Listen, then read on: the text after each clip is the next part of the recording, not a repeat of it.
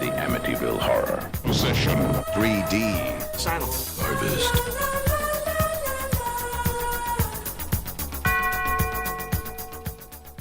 Strange Eons Radio presents the Amityville Horror Show. Picture Show, sorry. Strange Eons Radio presents the Amityville Horror Picture Show. That's Eric, and I am Kelly. We are your hosts on this increasingly strange journey of the Amityville film franchise, of which there are 50-some entries as of this recording. There are so many because the Amityville murders of 1974 are public fact, and there is no copyright on the name of Amityville. Each episode features a revolving door of guest hosts, and today I'm thrilled to introduce returning guest host Anthony James Kay as we talk about the fifth film in the franchise, The Amityville Curse. Tony, what a pleasure to see you again. Absolutely delighted to see you, gentlemen. And I really appreciated that on your last Strange Eons podcast, or a recent one, you said, we're really going to have to pull in favors from somebody who likes us to watch these movies. Yeah. And, I'm figuring out what I'm going to have to do to collect on that particular enormous favor I'm extending by sitting through this. Really are doing Although us a favor. I do have a hot take on this movie.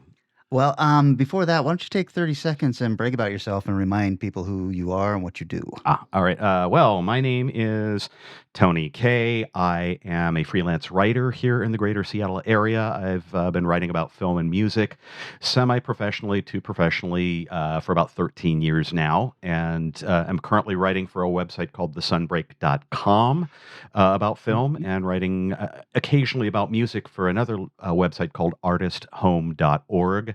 I will be debuting a new podcast in the fall called Reel to Reel Dementia. It'll be your guided tour through the strange lands, salacious thrills, and rough back alleys of genre, cult, and exploitation cinema. I love it. Yeah, that sounds awesome. And whatever weird shit happens to strike my fancy. So, that's my blarney for the intro. Also, Eric, we have another episode with Tony in the can where he revisits Amityville 2, The Possession, with us. Yeah, he was disappointed. Remember, you were disappointed you couldn't take in that, so we brought you in to do your own take on that. But the thing is, I listened to your episode with Carlos, and it was so funny, and I was such earnest. This is an unsung master. Well, not quite. This is an unsung masterpiece, but this is the best one of the franchise, which is a low fucking bar by far. But I was like, my thing was a little bit redundant, so I wasn't sure if it was ever going to surface. But thank you. Will. Cool. Yeah. I don't think it was redundant at all. It's just being used. It's being saved as a special episode. Awesome! So awesome. If I have my druthers, I just have you come in after everybody's done an episode with us and fill in the gaps that we missed. There you go. Get that Wendy guy. He's so pithy. All right.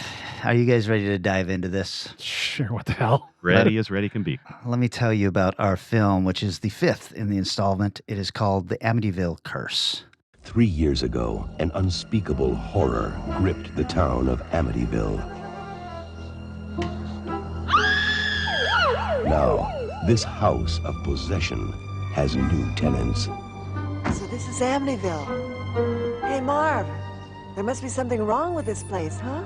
Just some minor repairs. And within this house, the past haunts the present. To the house. To the house. A past that will not die. It brought us here, Marvin. It. What is it? The house. Something about the house. It's been trying to communicate with ever since we got here. Even before in my dreams. A past that holds an ancient curse that strikes the living.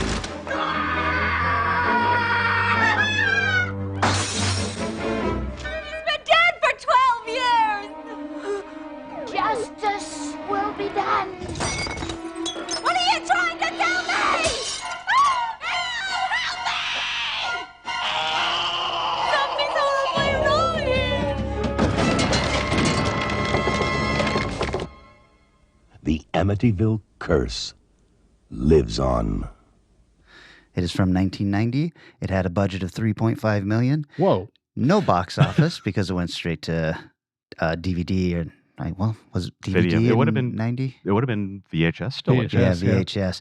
I did find out that it was released to theaters in the Philippines as The Amityville Horror 1993, and I could find Oh, no right box on. office for that. Yeah, I'm not Right on. surprised. Rotten Tomatoes critics give it 17%, and the audience gives it 15%. That seems Robbery. generous. In many Nonsense. In nonsense. Okay. Hot takes in the works. It is directed by Tom Barry, who has 4 directing credits. Nothing really to speak of, but 601 Yep. producing credits.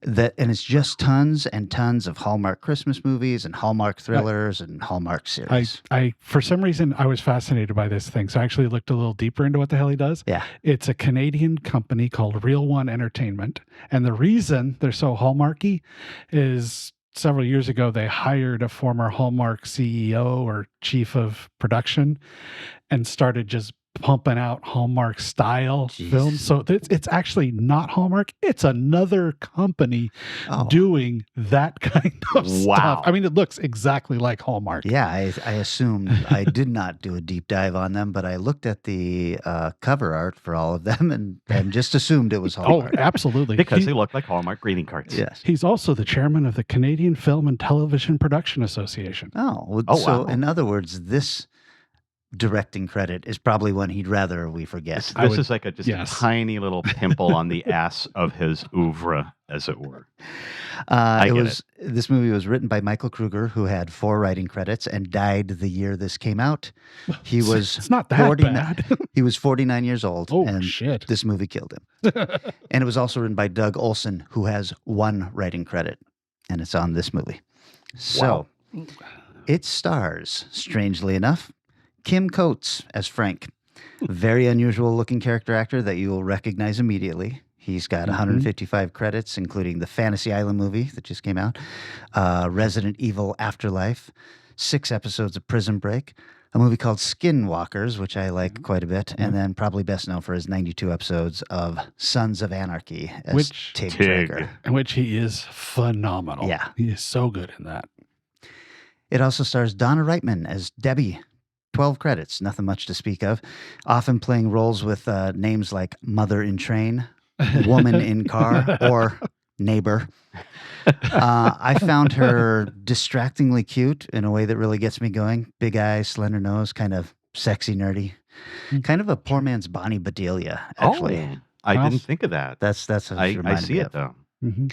Also stars David Stein as Marvin. 10 credits, including an episode of Alfred Hitchcock Presents and an episode of The Great Detective in 1979. So he must have been a child actor. I really, really dislike this actor and this character he's playing. I have thoughts as we progress in the movie description. Yes. Also in this is Anthony Dean Rubes as Bill. He's got 9 credits, including Captain Power and Cold Front, and Cassandra Gava as Abigail. She has 47 credits, including Ninja Immovable Heart, Night Shift, and Ulysses, A Dark Odyssey, but probably best known as the witch that fucks Conan. Conan. Oh, my Yep. God, yes. There you go. In Conan the Barbarian. Yeah. And you realize looking at her going, oh, I can see why you were cast to be an unusual character in an unusual movie. Yes. She has a unique look. She All does. right. Let's dive into the story on this, you guys. Like I do on all of these, I have watched this movie a number of times, and I am still confused. Yeah. There were things that I just thought, how come I haven't been able to figure out what this is after the 5th viewing? It's not just you. Yeah, I hit 5 viewings as well. And this is my hot take. I think that this movie is the unsung jewel of the entire franchise, the entire faux franchise. I think it's unexpectedly atmospheric. It is emotionally resonant, and I think the last 50 I'm full of shit. I'm totally full of shit. This movie is Good, thank fucking God, dull as ditch water for most of Oh. its running time. But my whole progression of watching this movie is first time I sort of watched it, I found myself just drifting, my attention span just drifting away so readily that it was like I got laundry done, I got the dishes done, and every time I'd peer over my shoulder when there was a music sting, and it just like it never seemed to interest me. And then as I continued to watch it, it sort of grew on me. And then finally, when I was watching it the 5th time after 2 gin and tonics and excuse me, an edible that had kicked in right at the right time. I thought that this is still a lame and shitty movie by most conventional stretches of the imagination, but I think, and we'll talk more about this, I hope, I think the last 15 minutes of this movie are colossally entertaining. Oh, okay. It's total rubbish, but God, it's fun. Okay. Well, Whether it's worth sitting through it all or not is the other question, because that's the equivalent of like digging through an extra deep pit of shit to find one little calcified turd that has one little pearl in it. That's basically what I did. But if you feel like you must watch this movie, it is readily available on Tubi. Yes, easy. I would be hard pressed to say that you need to rent this movie. Even as a Amityville completist, you can just sort of, maybe I'll get to it someday. And I always know, what movies are coming up, and we've got a fairly long lead time in these, and so I give myself plenty of time to do multiple viewings. But it wasn't until I've been helping my buddy clean out his parents' house, and it has been backbreaking, exhausting work. And it wasn't until coming home from those that I was able to just sit down and watch it without my attention drifting. Okay. Because I was just so tired, and I was catching a lot of things. But still, I have questions. oh yes, Yeah. You're not the only one. You are not the only one. So the film opens on a house that is very creepy looking, but obviously not the Amityville house. Right. It's not sitting on a lake. It doesn't have the eyes. It's brick. It's brick. That's a big difference. Yeah. Like, what It's is brick this? and boards, but it has a soul. So it goes inside the house, and there's a man playing an organ. He is a priest, and he's told that he's supposed to go to the church to hear confessions. At the church, the priest takes confession from someone who is clearly not a good guy, and we know this why? Because he's smoking a cigarette. in the That's right, confession. yes. But also because he shoots the priest in the head. That'll pretty much clinch it as well. Which is also a strange beginning for an Amityville. It's like, whoa, what? I know guns are part of it, but not generally. Well, the strangest part is that we are in a church. Yes. Yes. Anyway, apparently the church is being closed after that or something, because we see the confessional along with a bunch of other items being put in the basement of this creepy house. But I'm super confused as to why. I think we're meant to understand that the house is a rectory or perhaps a clergy home. Rectory, I think, is the Yeah. word that comes up. They Okay. said that at one point. But where is the church in relation to this house? Right. There's It's nothing just, around it. quote, down the road, unquote. Shit. Yeah, I was watching going, okay, now this is technically a crime scene. This I know. confessional box that for whatever reason they decided to pull out whole, not break it down and break it apart. Just pull It's a out lovely confessional. It is. the whole thing and then take it downstairs of the same building and just leave it in the basement. Well, it's Intact. not of the same building. Was it out of the church it's out of into the a rectory? church. Okay. Yeah. That's what it took me 5 viewings to kind of figure out. Thank you. Was I caught it okay. in 3. I caught it in 3. Okay, well, did you catch this? We do see the size and dimensions of that confessional, and we do see the basement door that leads down. No fucking way They that don't- goes through the They basement door. don't go together. Exactly. Then we meet a sitcom couple, complete with the annoying fat boyfriend and the girlfriend who is way out of his league. Or maybe they're married, except neither of them is wearing a ring. It says Marvin and Debbie, and fuck you. You want to punch Marvin as hard as you can right in the face as soon as we meet him. Yes. Yeah. I agree. That's the blonde guy, right? No, No, that's the that's the main guy. that's Kim? the No, not Kim. It's Marvin. It's Marvin is the The hu- asshole, the sort guy of who starts the rotund whole guy. thing. This is The my take actor, on him. Kim. He's like Or- like the precursor of George Costanza on Seinfeld. Right. Yes. He is okay, literally George Costanza. Yes, if he George is. Costanza was even more annoying and was not the least bit fucking funny. yeah. And sounded slightly like he merged with Nathan Lane. yes, Yeah. yes. Just Absolutely. Very, when he first started talking, I wasn't looking at the screen. I'm like, no. Look up, go, who the hell is, okay. I think Jason Alexander was taking fucking notes when he saw this movie, this little wet fart Canadian, direct to video movie, and he was taking fucking notes. And a year later, we had Seinfeld. It's well, I'll get to it. David Stein as we go is on. owed some fucking royalties by that fat cat. So anyhow, they come across the house, which is for sale, and decide they have to have it.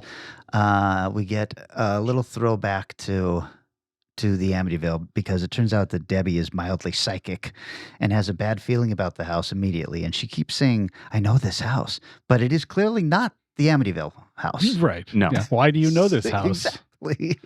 So, okay, this was one of my first complaints of the quality of this movie. The next scene is shot from inside the house as they're looking through the windows and they're having a conversation, but it is recorded literally from inside the house. And so and I have a feeling that they're probably giving us some kind of information, like maybe the house is a rectory or something like that, but you can't fucking hear a word they're saying. So I don't know. Also, we get our first viewing of a creepy ghost young adult male and his ghost dog. Maybe ghost dog? Maybe. Who knows? I have theories on all this stuff when we get to the end, but I wonder if everybody came to the same conclusion. that this movie sucks. Yeah, there you go. Thought too much on this film. The ancillary point, besides this movie fucking sucks. Yeah. So Marvin and Debbie have convinced another 3 friends to buy the house with them, and apparently they're going to flip the house. Marvin is so fucking unlikable in every scene we've seen him in so far that you're like, you have 3 friends? Exactly. That are willing to do this heavy of manual labor for you. Oh, right. And don't seem to be remotely skilled in it at all. No. And there's of course like absolute zero like romantic or couple chemistry between Marvin and Debbie. There's just nothing. It's a blank fucking, it's beige. It's nothing. Well, I mean, that's partly the script's fault, and I think it's also possibly the actor playing Marvin. I don't know if he's getting the direction, look, I want you to just be a real asshole, but it puts the Debbie actress into a position of, I don't know how to act like I love this guy, because who would? So she's just there kind of. So she leans into the Dottie crazy I'm having visions thing, and that subsumes her life so much that she can lay off of the having to actually be affectionate to this prick thing. I suppose so. It's an interesting character they've given her, and then done nothing with it, because she wakes up from nightmares and immediately starts writing things down and things like that. Oh yeah. That's her thing, and it's like, okay, well, let's see where this goes. Nowhere. No. Not a it's like, thing. Okay, that was an interesting thing to make part of her thing. Did you notice that there's all kinds of weird biblical joke dialogue? Like when the house has no power and Frank finds candles and Bill is like, ask and ye shall receive. I'm like, I think they're trying to be clever. I will give one nice note about this film. Yeah. It looks like he spent a little time constructing some shots, at least for a while. And shot there on were a film. few that work. I would agree. Shot on film for a movie that was clearly not going to be shown in the theater. Right, yeah. I mean, the shot of them removing the confessional, where it's a nice overhead shot, and then some nice Dutch angles and some lower angles that were really well done. And then it's like, okay, I just got to get this movie done. Yeah, it does. I mean, I did for a while think, because it was either a Dutch angle or a lower angle. Yeah. And I thought this camera guy, just got out of film school, and he's like, we're doing what? We're making a horror movie? All right. I saw in the book how to do this. Right. Let me get my lay down pad. And at about this time, very early on, I realized that this has got to be kind of the first of the fan film kind of productions that we're seeing so many of lately. It's a company that must have realized that they didn't have to own the rights to anything to make an Amityville film. Yeah. Yeah. And it's not called the Amityville Horror Curse. No. It's called the Amityville Curse. Yep. So anyhow, the house gets up to its usual shenanigans, assuming this is the Amityville house, which it clearly is not. But the water pipes are all fucked up immediately. I was like, this is familiar ground to trod. Oh, yes. No black goo, though. No. There is a shower that spews blood, bloodish. Quote, air quotes, blood. And literally a cat jump scare that isn't done correctly. Oh God, I know. She's scared by the cat, but there's no way the audience ever would be because Right. the shot doesn't work. You're like a cat. Rawr. No, what? It's really interesting. There are, aside from a few isolated shots that, like Eric, you said really worked. Mhm. So much of it is shot in such a perfunctory TV movie manner. It doesn't really make a lot of use of the wide screen, and it's just and then it's like there are moments like that are so fundamentally incompetent technically that you're just scratching your head. Okay, except that this clearly did what it was supposed to do. It gave this director a 30-year long career so far. I don't think you could count on that now. He had $3.5 million. I'm going to assume that's Canadian dollars, so about $350,000. But he parlayed that at a time when we didn't know any better into a film that probably made enough money to then, fund his next project. Exactly. So anyway, let's see. What are my notes? Everybody in this movie is so goddamn unlikable. During the scene where they're all talking in front of the fireplace, Marvin is such a massive prick that it's impossible to believe that anyone would go into any kind of business with him. Yes. Oh God, I know. And where I think the George Costanza parallel is completed very early on because he has this tendency to do the George Costanza thing of bragging about what a spectacular deal he's negotiated for himself. Yes. And Abby, the artist character who's played by Cassandra Gava, Right.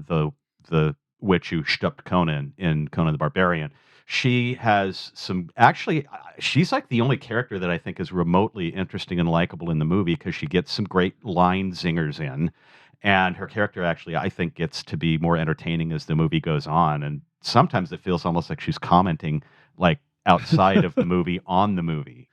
Well, and I also like her relationship with Frank. They feel like the only real couple. Oh, they're the only ones who have a fucking libido. And It's true. Any true interaction with each other. Their dialogue feels kind of similar, to what you would expect from real people who have bought into a house and are now, for whatever reason, deciding, we have no idea where these guys live, but why they have to stay in the house while they're doing this. Oh God, I know. Instead of just go home and come back the next morning. Well, I just think, and again, Abby, this moment that endeared me to the Abby character in the movie is early on when Deb is walking through, I think it's the kitchen, and her foot gets caught into the floorboards. The boards snap and her foot gets caught in, and she starts screaming.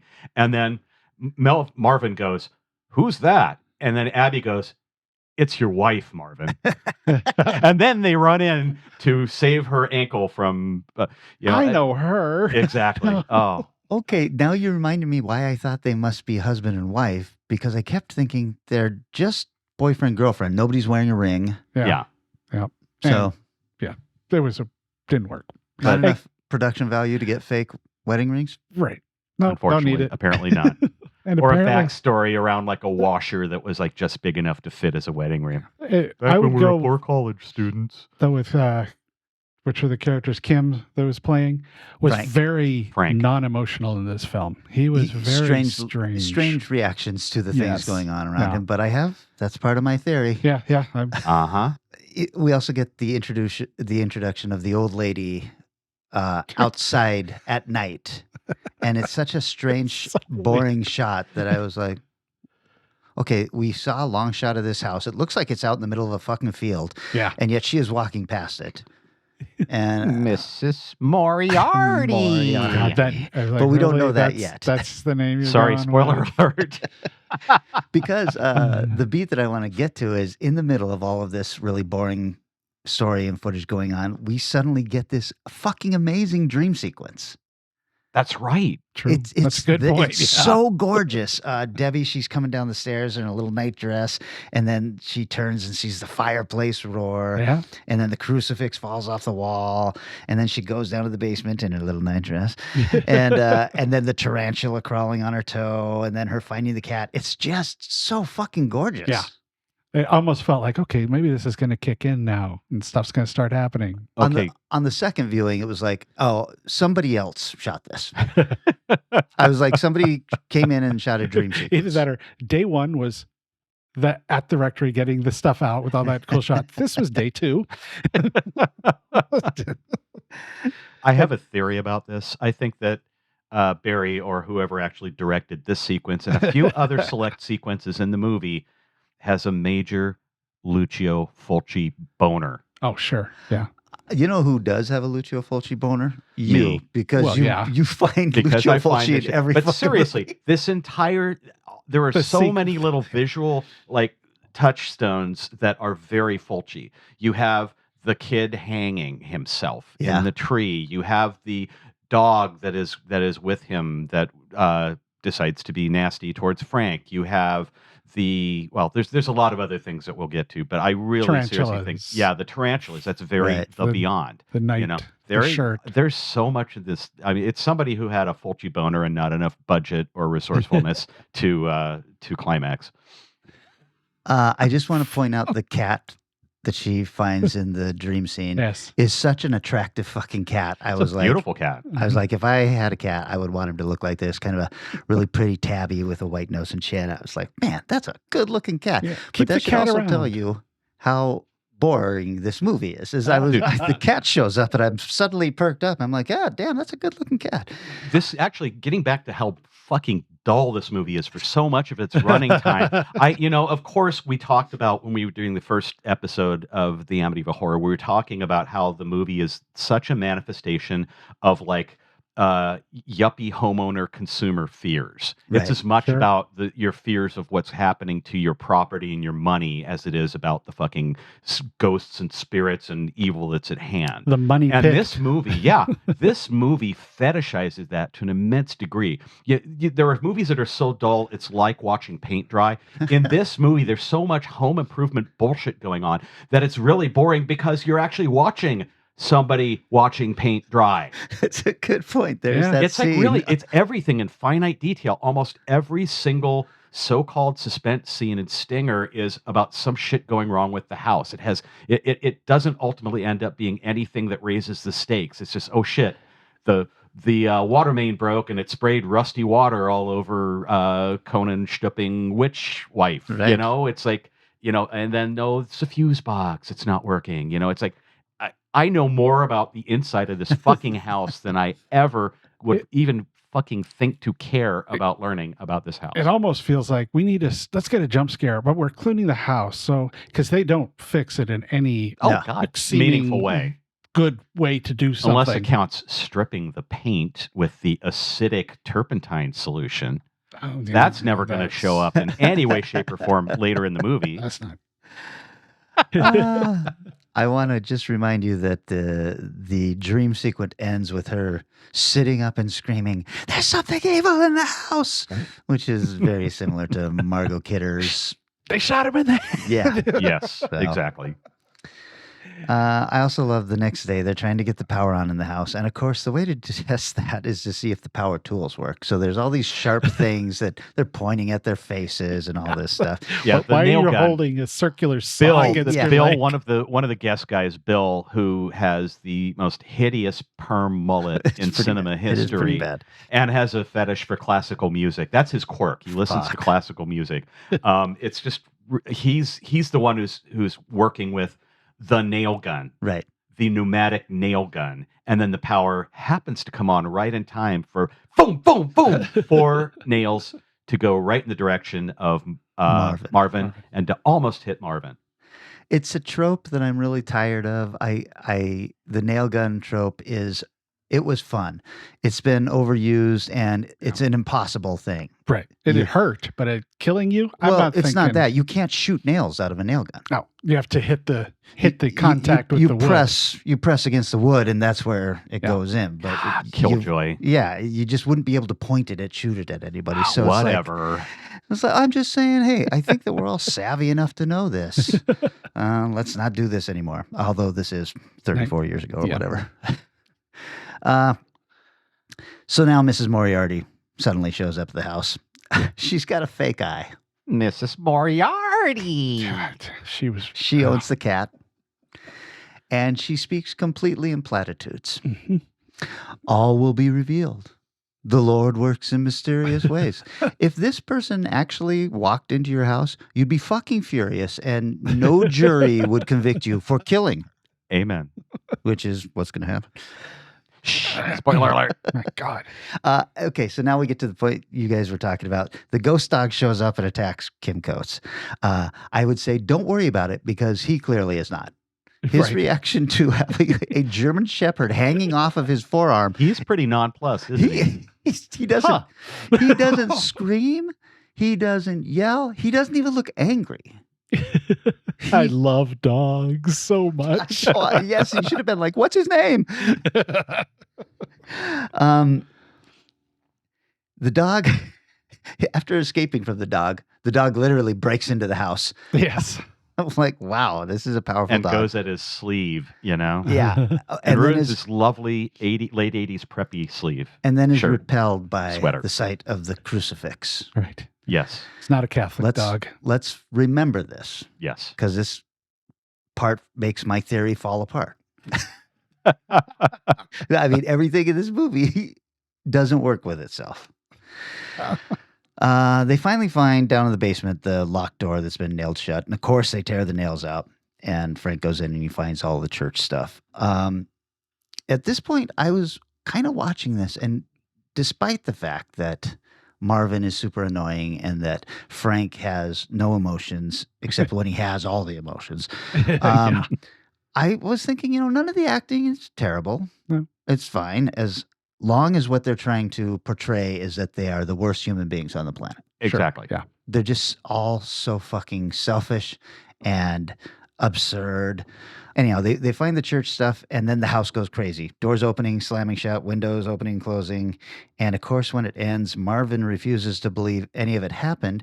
And I'm not sure where he was while the house was going crazy and why he didn't experience it. Yeah. He comes in and he's like, what's everybody doing? Well, he goes to that bar or whatever and has that weird random, he's a psychologist? I didn't realize this. I think that's after this, though. Oh, I thought you said at the end. Yeah, that's after that. Yeah. So all this, and he's like, I think it's just mass hysteria. And none of this stuff is actually happening. Well, I guess, yeah. I mean, I know about mass hysteria. I'm That's right. fine with that, except for the house has gone apeshit when they opened the basement doors. And where was Marvin that he didn't experience Yeah. any of it? Exactly. They were all in the house. Director's cut. Please. Eric, you talk about that scene in the bar. Yeah. Prior to that, in the bar, the girls are having a conversation, and it sounds like they have live music playing in the background, which Uh-huh. they recorded, and then just pointed a microphone at the two girls for their conversation, and so you can't hear a goddamn word they're saying Yes. to each other. It took a few tries. Subtitles. Oh, Well, yeah. Well, now are you talking about the part where Debbie is asking Abby if she thinks that Debbie is insane? Yes. Yeah, Yeah. that whole scene. Yeah. Yeah, I was like, what? This is not how you It was record not sound in a crucial movie. dialogue, and unfortunately, it's only having watched it 5 times all the way through that I Well, caught that detail. Train Spotting is one of the few movies that figured out how to do that damn scene. Just subtitle it Thank Oh, you. from the Right, beginning. Okay, so about this time, Frank, say they've all gone to the bar, but Frank is staying home because he's got a migraine. He's got a migraine. got a headache. He's starting to have issues. Yeah. He tries to drown himself in the tub. Because it makes the pain go away. I guess we're supposed to realize he's getting possessed by the house, but I thought he was just a very troubled man. Could be nicotine poisoning. I mean, he is That guy smokes constantly like smoking. a chimney. It'll come back. Uh-huh. It'll Yeah. come back to haunt Oh, him. yeah. Bill, the other asshole, the one who owns the restaurant, And who likes classical music and who has a really listens to- bad perm mullet. listens Sorry. to opera on headphones while he's trying to sleep. He fucking infuriates me. Now listen, I listen to music playing lightly to go to sleep. Down Yeah, on but- volume 1. Yeah. But not on headphones. Right. And not You know what else I really loved is the one scene where you hear him grunting coitally, and the shot gradually lowers, and you see him kind of bobbing up and down like he's in the act, and then it like actually settles on him, and the classical music's playing, and then it settles on him, and he's actually doing push-ups Yes. to classical music, but he's grunting like he's getting way busy, and it's really disconcerting. What you got under yourself there while you're doing those Exactly. push-ups, buddy? He's also doing the he's also doing the clapping push-ups, where you Thank push you. and clap. Yeah. Okay, all right. He didn't do the Jack Palance one-arm push-up, which Well, would it have been makes really sense impressive. because we find out this is how we differentiate him from everybody, I guess, is besides the music quirk, he owns a restaurant. yes. Right. Yes. And he makes one call about it. Right. My assistant manager's great. Oh, and we're having to turn away reservations. Okay. Like maybe you should just stay away then, I guess. There's your exposition in one line.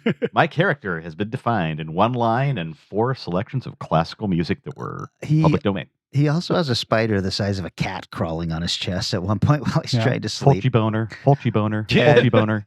I was thinking to myself, that is definitely enough to leave the house as far as I'm concerned. Infected with spiders that large. If the spider was that big crawling on me, I would be like, hey, you know what, you guys? I'll pump in a little extra money or something, but I'm leaving. I'm not sleeping in a house where I wake up for a tarantula. Yes. Also, the next morning, he doesn't mention it to anybody. You'd think that he'd be like, you guys should have seen the spider that was crawling on my chest last night. And have you seen spiders around Betty Burr? Anyway, Moriarty, Yes. the old lady. Mrs. Yes. Moriarty. Mrs. Moriarty. She shows up unannounced, of course, and is then killed by somebody pushing her down the stairs. Yes. That's where I got the real close shot of the basement stair or the basement door. Realized that confessional does not come in that way. No, definitely not. So, Well, maybe they took it all apart. They dismantled it and just reassembled it all. They painstakingly reassembled Well, it that in the goes- basement. Back to the shot very early on when they first walk in and he touches that weird banister going down the stairs to the basement Yes. that just falls apart where it's always been obviously cut. yes. Yep. So it's just like, yeah, that was damaged when they brought the confessional down. So listen, she gets killed by somebody pushing her down the stairs, right? But the police show up and they treat it immediately like a crime scene. Yes. And I don't think that it would start out that way. They have literally put a white chalk outline around where her body Exactly. fell, as if this were a You murder. gotta love that. But they're not acting like it's a murder. And they wouldn't act like it was a murder. There's an old lady who fell down the stairs. Yeah. It's just like, holy shit, this has never happened before. This must be murder. And then we get the police. Yeah, Sergeant Exposition of the Amityville Police Department shows up and tells them everything that has happened in the That's history of the house. detective exposition, He's buddy. been promoted. So what we find out is that the person who killed the priest was his son that he had during a tryst with one of his congregation, and then he ignored the son as he was growing up. Right? I'm actually absolutely fine with this storyline. I don't understand why it is in an Amityville movie. Right. I Yes. have serious issues with this because it implies that a Catholic priest would have a heterosexual sexual relationship. with an adult. Sorry to all of our Catholic I, listeners. as a pronounced ex-Catholic, You're I'm allowed. preaching to the choir. I do like the idea that apparently they're selling us on the idea that Amityville is just a haunted town. Well, there's Yeah, that whole yeah. exchange between the two guys at the bar who Yeah. are being completely bored and irritated as shit at Marvin's blathering. Understandably things. so. Those two guys- Completely understandable. Those two guys are the best characters in the film. Oh, I know. Then when the second one leans over and looks at Marvin after he's been flapping his gums interminably and says, "I'm going to give it to you straight. You're full of shit. You don't know shit." And I'm like, "Thank you." I would love to see those two guys just at the end of every Amityville movie going, can you believe? Like the Statler and Waldorf of the fucking Amityville faux franchise. Can you believe another Yes. family moved in and got slaughtered? The fuck is going on with these people? Damn it! This isn't just bricks and boards. It's got a soul. Yeah. So they're kind of they're kind of hinting that the house isn't the Amityville house now, but just another example Oh, of they some of the literally. bad I shit. really feel like that's the case. I think what they're trying to do, actually, in their own rinky-dink dollar store way, is establish an entire franchise, kind of like Carpenter wanted to do with Halloween 3, where you have all of these movies called Halloween, Right. and like setting them all in Amityville. This Was could have yeah. worked because Yeah. the Amityville horror sounds like a Lovecraft story. You know, Sure. it sounds like Yep. the Dunwich horror or the horror at Red Hook. You know, so if they had just made Amityville like witch haunted Arkham or something like that, you're kind of like, oh well, shit. Now we can just shoot in every other house Yeah. like they're doing right now. Yeah. So it would have worked. I don't know. Well, Yeah. finally, shit starts to happen.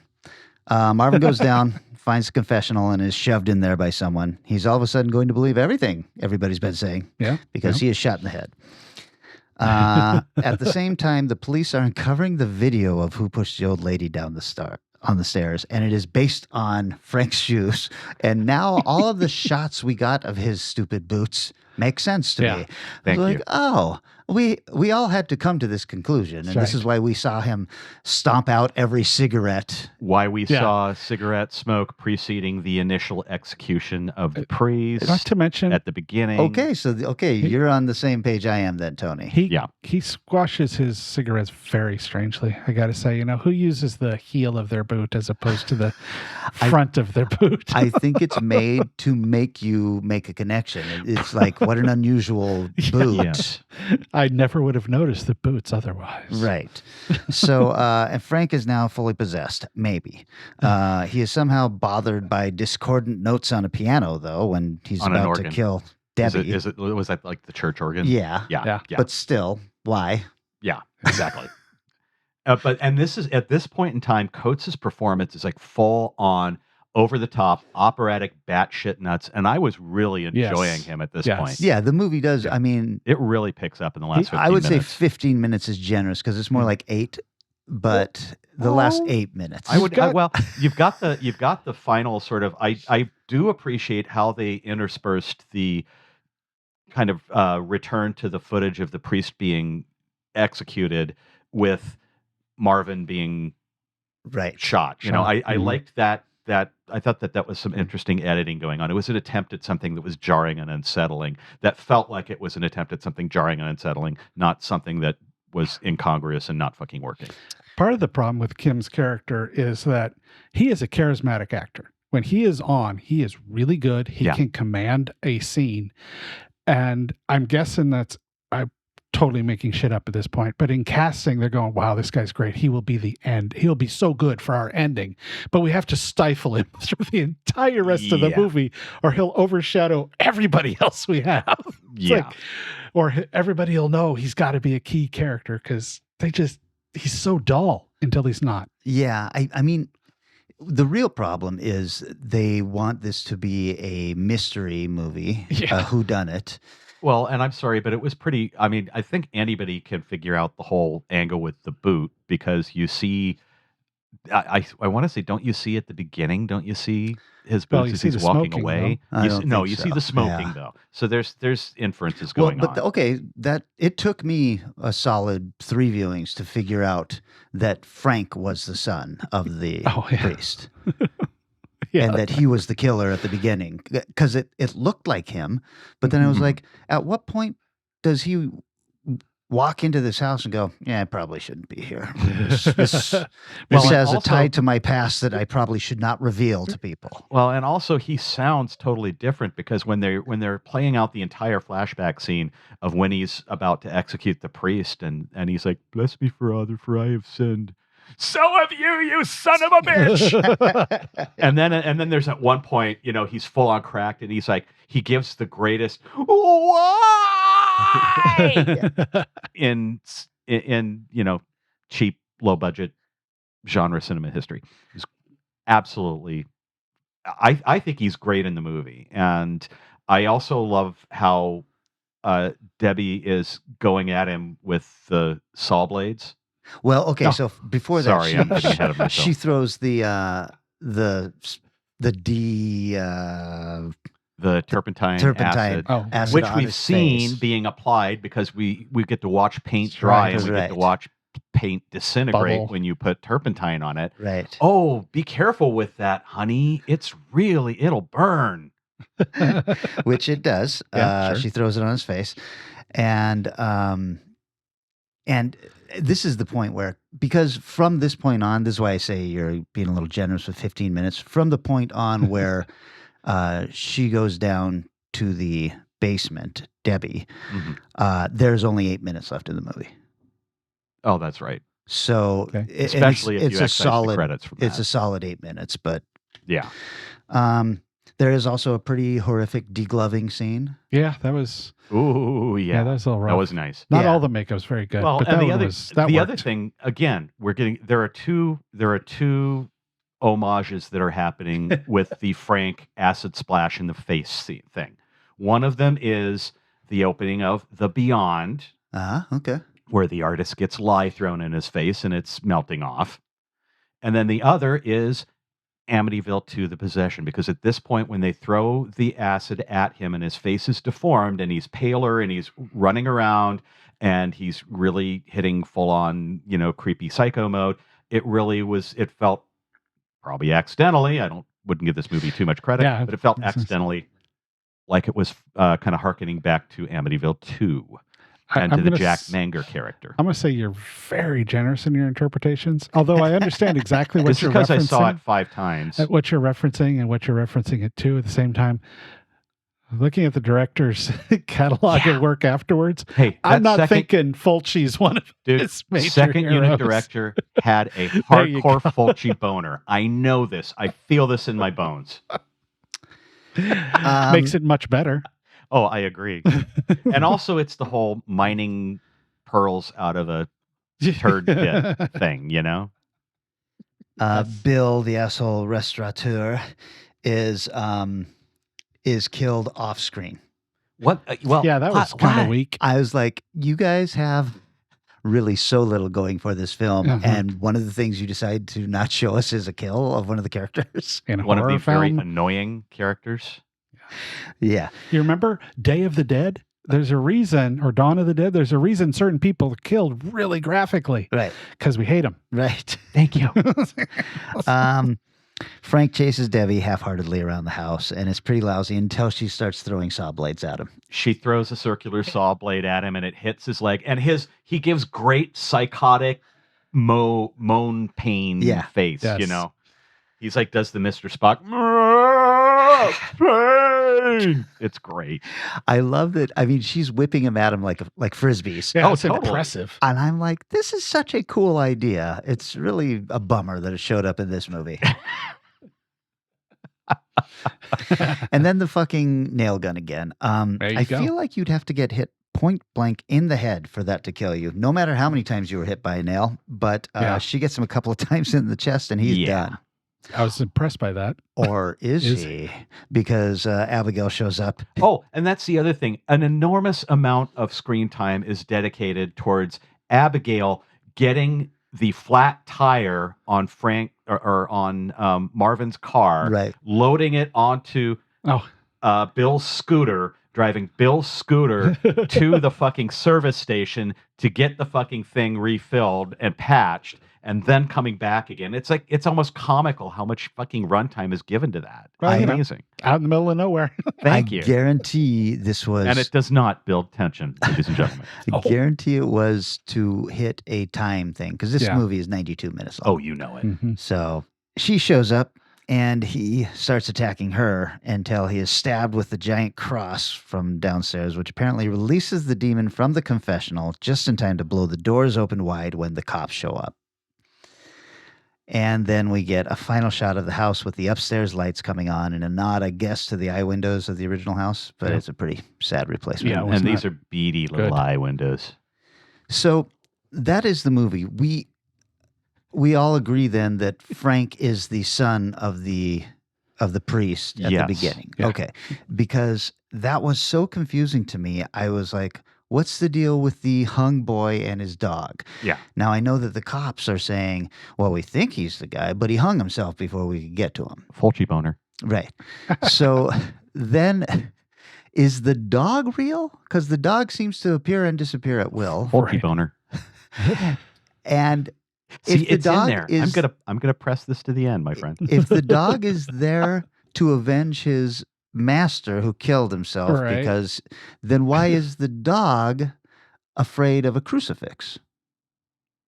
Isn't every evil thing afraid Why of a is he evil crucifix? if his master didn't La la do la la la. anything? Stop it, Kelly. La la la la la la la. Oh, I'm kidding. So Sort your of. theory doesn't help the movie, is what you're saying. You had a theory that Well, makes it even worse. No, my theory got was then seconded by Tony as soon as he said that yes, Frank was the Gotcha. killer at the beginning. It took Yeah. me like 3 viewings Okay.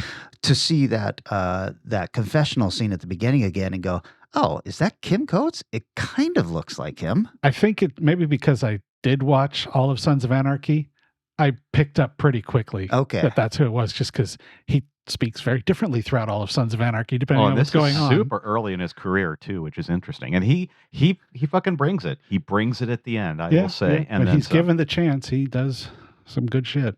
Yeah. Okay.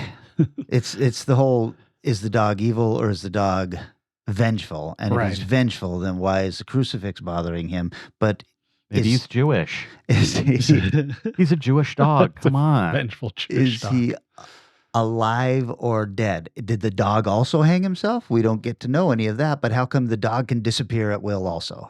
I Good mean, question. dogs move slow.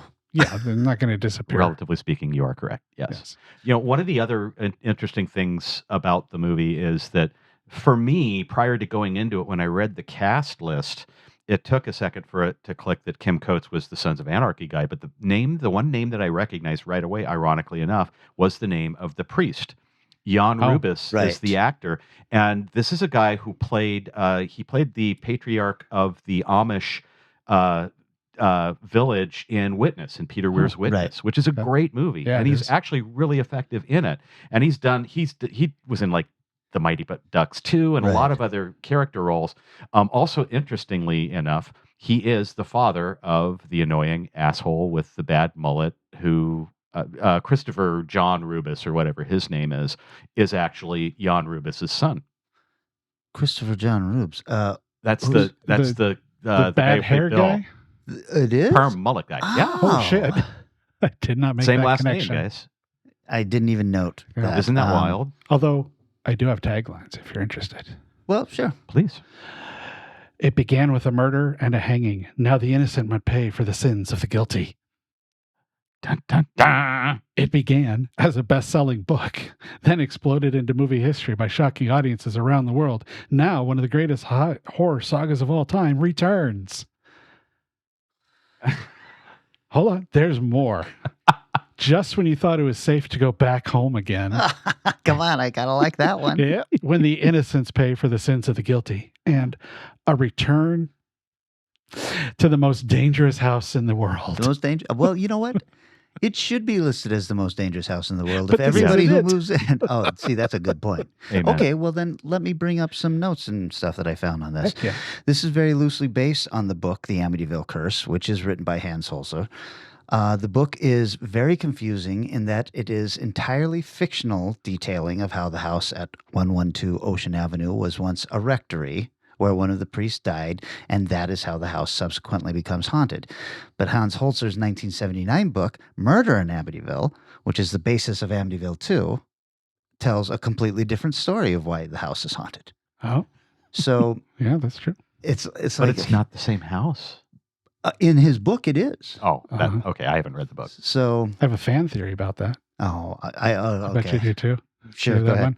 But that the house is linked to 112 Ocean Avenue through the tunnels Right. from the first three films. Right. The 2023 movie, The Amityville Curse, which is also available on Tubi right now, is an adaptation of the same book, but apparently it is much closer to the source novel. Are either of you familiar with this book? I'm not. Yeah. You'd read it? Yeah, it's as made up as most of the Amityville horror is. Sure. This is completely fictional in that it's a group of people who go to buy the house and then flip it. Yeah. Oh, and, so okay. and the stuff that they encounter. You in know, this. that's another thing. I think that this movie is unexpectedly pioneering in its minutia regarding the house renovations and house flipping. It's like a home and gardening TV network house flipper show with a little bit of horror in it. This would have been the perfect place for, one of them to be down in the basement. It's like, well, you got yourself your standard well to hell here. This is going to be tough to cover up. You don't want the kids playing around this. According to an interview with director Tom Barry on the Canadian International Pictures Blu-ray release, Hans Holzer hit the production with a lawsuit during pre-production for an additional $10,000. The production team, going against Tom Barry's judgment, agreed and offered to pay him the $10,000. But after submitting it, Holzer's legal team came back demanding $100,000. The production team refused, and the lawsuit went to court in Denver, Colorado, where the judge ruled in favor of the production team and ordered Holzer to pay all of their legal fees. Oh, shit. Oops. And then finally, I guess I have talked a little bit about this guy in the last episode, but in the next episode, which we recorded many months ago, I found a particular Amazon reviewer whom I love very much. And he has reviewed the Amityville Curse in October of 2016. Jacob Jingleheimer John. It's hard not to just say that. Why, that's my name too. Jacob John Taylor 15 in October of 2016 gave this film 10 out of 10. Oh. He says, this is better than the first 4 Amityville movies. This is a great horror film, and it has a great storyline. It also has great acting. It also has great special effects. The first 4 Amityville movies are very scary. This is the 5th one, and it is better. I do not know why it got a 2.8. That is underrating it. I give it 10 out of 10. It is a great horror film. Amityville Dollhouse is better, but still, this is a very scary movie. See it. It is one of the scariest movies from 1990. If you do not get scared, then no movie will scare you. This is one of the scariest movies of all time. It is a must-see. It is very scary. I need more lines, and I'm running out of things to say. Great movie, great movie, great movie. See it. I love that guy. I do too. Ah, Thank you, damn, John. so Jacob good. John Taylor Schmidt. Well, okay, the things that we normally talk about. Do we like this movie? No. No, basically. It was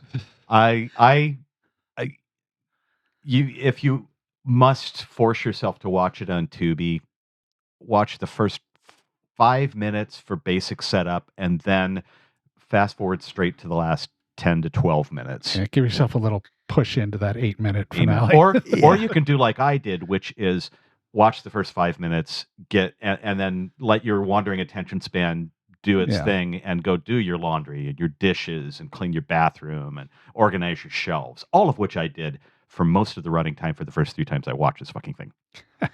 I have made my dislike of the first Amityville film pretty clear, and I've thought that 2, 3, and 4 have all been better than the first Amityville. Yeah. 5 is not better than the first Amityville film. No. Now, I think you had mentioned once before its bigger sin is it's boring. It is so boring. That's it.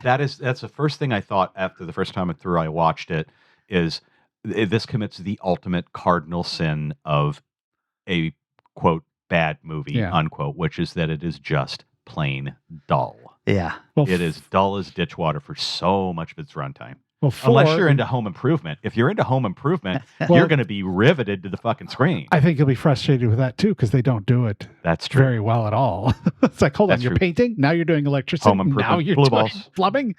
But the previous one, which we talked to with Hullitz, is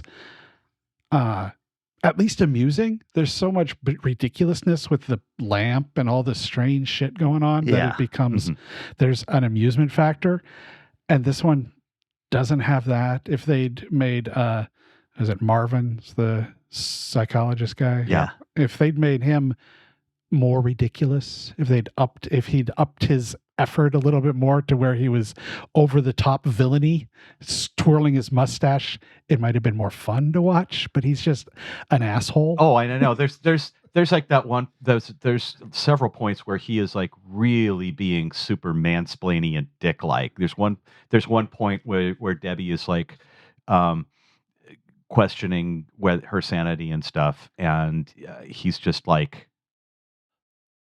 "Don't get into it, Deb. Just don't start this up again." And it's just like he's so condescending. He's such a prick. It's just like, oh. Yeah, he's just They an flirt asshole. with the absurdity factor in the scene at the bar when he's talking yes. to the two townies and they dress him down. Yeah. There's actually, it's like, well, it's still like comedic blue balls because it feels like it's moving towards legitimately being funny. And then, although it does have a nice punchline with the townie saying, "You don't know shit." But yeah, it feels like it squanders that too. I agree. Mm-hmm. His character should be more over the top and less of a dull mansplainy prick. Yeah. Every time I hear Debbie, I want to go, Debbie, Debbie. Part of the problem is the genericness of the confessional being the haunted object. It's too big to be somewhere where we can see it doing anything. Right. That's true. And it's also just it's a big box. Yeah. Like we're going to get into a clock, you can watch that doing things. And the fact that it fucks with time makes sense because it's a clock. Yeah. This is a confessional. This is like having, whatever those transformers were that were knockoff transformers that turned into rocks. Oh, right. And it was just like, well, Rock Neat. Lords. yeah, Rock Lord or something like that. It was like, okay, well, one version of it is a robot. That's awesome. And the other version is a rock. I got a rock. and so you're like, okay, this confessional is basically a rock down in the basement that doesn't do anything. It has no moving parts that can make it look creepy or anything like that. Well, I think they do make fairly effective use. It makes a fairly effective assassination site because you see well, in hindsight you see Kim Coates's Frank's hand slamming through the grating, the kind of wooden grating that's on the side of it, and that's kind of, it's cheaply visually effective, but as you're absolutely right, as a haunted object. Well, the problem there, because it's not in a position where you're passing by it. Right. It's not part of the atmosphere of the movie. It's literally locked away and hidden for almost the entire film. And it's not sufficiently menacing when you finally get to it, It's like you said, it's a fucking box with slats. Yeah. The use of it as a place for an assassination is great in, say, a mob movie. Yes, and that has been done in Mob or Spy or something like that style films. And so then the fact that Frank is not getting possessed, but has to just act strangely enough for the murder mystery part to be revealed. Right. Yeah. Everything just hampers this story. The story is not good either. It's very generic and boring. But if they had done something else to turn this into a haunted house film instead of just a murder mystery. Yeah, I agree. And I think there's really, I sat through the entire movie 5 times, obviously, and ended up thinking at the end that Frank could just as easily just be going psycho. Yeah. There may be nothing supernatural whatsoever to what's happening to him. That's absolutely what it is. And it's almost, I know it's not Hallmark, but it's almost like a Hallmark Amityville movie in that there is a ghost that the one girl can see. Yep, that's true. And the ghost doesn't really do anything. Right. No. So it now kind of makes sense that guy. Except it satisfies the stimulation of the Fulci boner. Oh my, he's got Fulci blue balls. Well, yeah, you would have Fulci blue balls after watching this. Amen. Because the gore is so pale and wan in this. There's just nothing. Some of that makeup on his face at the end and stuff's a little rough. Yeah, and just the payoff of the film is so nothing. Yeah. The cop, let me get this straight. The 2 girls are going to walk away from what is a 5-person murder scene that the cops have all shown up at? Sure. Like, okay. I'm guessing you're going to be contacted in the near future. Okay. Geez. Anything else we want to talk about on this film, Tony? I don't know. I want to come back to Cassandra Gaba as Abigail, who I actually genuinely enjoy her character in this, and I thought she's actually surprisingly good, and also I think her character is the only genuinely funny one in the movie, and so You touch a little bit on something too there, where there have been previous Amityvilles that the acting was not as good as this one. I know, But the story was so it doesn't so matter. bad. It's so bad. Oh well. Yeah, not fun. Okay. Well, I think this is the part And on where, that merry note, this is the Thanks part for where we joining wind us. things up. Tony, where can people find you if they want to find you, or if you want them to find you? well, I mean, at the moment, I'm very old school. I don't use Twitter or X a lot. I'm I've on heard you do Facebook. use X a lot, but that's something But different. bump. Hey, Yeah, I'm on Facebook. I am on Twitter /X. I am writing for thesunbreak.com as well as artisthome.org, and the website for my forthcoming podcast should be going up in a couple of weeks. That is realtorealdementia.com. Much more to come, and I will surely come to both of you gentlemen at some point to play in my sandbox. Oh, that sounds fun. Fun. That'd be cool. Eric, what about you? Where can people find you? The usual place, Strange Eons Radio is a good location. I'm currently continuing to go through the 100 Days of Horror, which is proving very interesting and starting to get fun now that I'm not chasing a particular series of movies or anything, just scattershotting. So you can see that on Instagram under, I don't know if I'm E. Morgret or Dead Eric on Instagram. I like that you have no idea what you are. I just post shit. Find me on my socials, which I have no idea are That's right, called. yeah. My Instagram tag is so freaking obtuse, it's not even funny. Yes, I'm not even going to bother. I agree. I remember seeing that. Go, what the hell is this? It's a long story. But Strange Eons Radio attaches to everything else I got going on. Right. You can find me there with Eric every Thursday, and Vanessa, Strange Eons Radio, where it's just a regular pop culture movie podcast, and occasionally guest hosts such as Anthony James Kay. Thank you. That's right.